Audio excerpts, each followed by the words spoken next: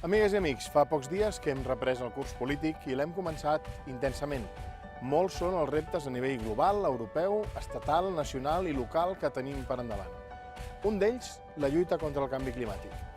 Aquesta setmana se celebra la Cimera Global d'Acció Climàtica a San Francisco, a la qual assisteixo com a cap de la delegació que hi ha designat al Parlament Europeu.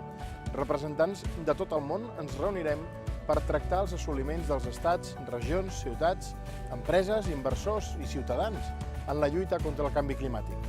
L'objectiu és clar, analitzar la situació actual d'aquesta lluita entre la COP21 de París de l'any 2015 i el COP26 del 2020, així com impulsar compromisos mundials per la descarbonització de l'economia, la generació d'ocupació i el creixement econòmic sostenible. A finals d'any, la COP24 de Katowice, Polònia, ja començarem a percebre si les estratègies per assolir els compromisos internacionals a nivell ambiental són poc o molt ambicioses i encertades.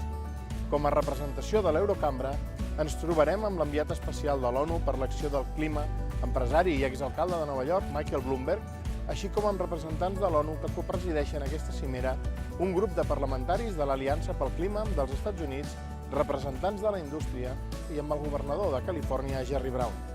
La lluita contra el canvi climàtic ens compromet i ens interpel·la a tots. Per això, la Cimera d'Acció Climàtica és una cita molt rellevant per ressaltar el lideratge europeu en la lluita contra el canvi climàtic, així com avaluar i consensuar globalment les accions per assolir els objectius marcats. Tot el que succeeixi us ho aniré explicant. Moltes gràcies i fins aviat.